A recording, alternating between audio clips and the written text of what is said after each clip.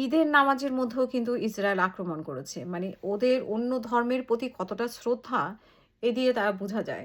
আল আকসা মসজিদ যেটাতে মানে যেটাকে সবাই সম্মান করে। মুসলিম থেকে মুসলমান থেকে শুরু করে হিন্দু, বৌদ্ধ, খ্রিস্টান সবারই একটা শ্রদ্ধার জায়গা এটা এবং আল আকসা মসজিদে গতকালকে আপনারা দেখেছেন যে সেখানেও হামলা হয়েছে। এবং আজকে যদিও হামলা হয়নি কিন্তু এই যে ইরানের এরকম বিধ্বস্ত অবস্থায় তাদের শীর্ষ নেতাদেরকে হত্যা করা হয়েছে। গত রাতেও তাদের ওইখানে তেহরানের অনেক অঞ্চলে এবং আশেপাশে আরও অনেক অঞ্চলে হামলা করা হয়েছে। কিন্তু সেইটার মধ্যেও হাজার, হাজার মানুষ আজকে বাহিরে মানে যেহেতু মসজিদের ভিতরে জায়গা হয়নি তাদের যে বিখ্যাত মসজিদ, বাহিরে নামাজ পড়েছে সেরকম ইতিহাস। মানে তারা কোনো কিছুতেই ভয় পায় না। আপনারা নিশ্চয়ই দেখেছেন যে বোমা পড়ছে, সেইখানে তারা দাঁড়িয়ে স্লোগান দিচ্ছে। আল্লাহু আকবর বলে স্লোগান দিচ্ছে। মানে তারা এতটাই প্রস্তুত এবং তারা মৃত্যুর জন্য সবসময় প্রস্তুত ইরানিরা। এবং তারা এই যুদ্ধের জন্যও প্রস্তুত বহু বছর থেকে। তো সেখানে সেই ইরানিদেরকে কিভাবে মোকাবেলা করবে এটাতেই হিমশিম খাচ্ছে। এখন সমস্ত কৌশল তাদের পরাস্ত হচ্ছে। ইসরায়েলের এবং যুক্তরাষ্ট্রের সমস্ত কৌশল একে, একে পরাস্ত হচ্ছে। কিভাবে এখন এটা মোকাবেলা করবে? নাকি পিছু হটে আসবে? নাকি সমঝোতা করবে? সেটা নিয়ে ৩ সপ্তাহ ধরে বহু আলোচনা কিন্তু সে আলোচনায় কোনো সমাধানে এসে পৌঁছাচ্ছে না।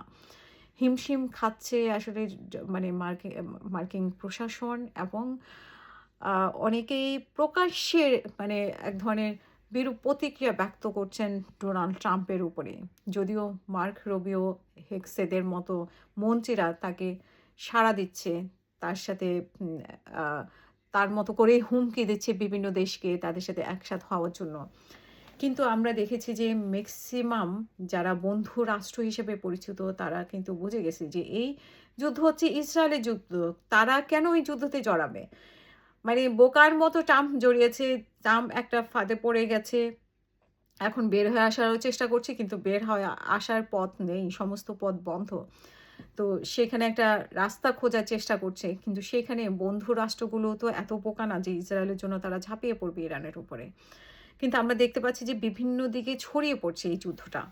এবং এইটা ন্যা মানে এমনভাবে ছড়িয়ে পড়ছে যে মধ্যপ্রাচ্য আপনারা দেখেছেন যে মধ্যপ্রাচ্য কয়দিন থেকেই হুমকি দিচ্ছে। তাদের এক ধরনের কৌশল হচ্ছে এবং কৌশল অবলম্বন করছে ইয়ের সাথে কথা হচ্ছে যে ডোনাল্ড ট্রাম্পের সাথে কথা হচ্ছে এবং তারা ইরানকেও হুমকি দিচ্ছে এবং তারা আরও হুমকি দিয়েছে যে পাকিস্তানের পরমাণু ব্যবহার করবে। এখানে সৌদি আরবের যে মানে সৌদি আরব থেকে শুরু করে যে আরব দেশগুলোর প্রতি কিন্তু মানুষ অনেকটাই ক্ষিপ্ত হয়ে আছে। কিন্তু আমাদের আসলে যারা ওইখানে বসবাস করছে আমাদের প্রবাসী ভাইরা তারা কিন্তু শান্ত থাকা উচিত।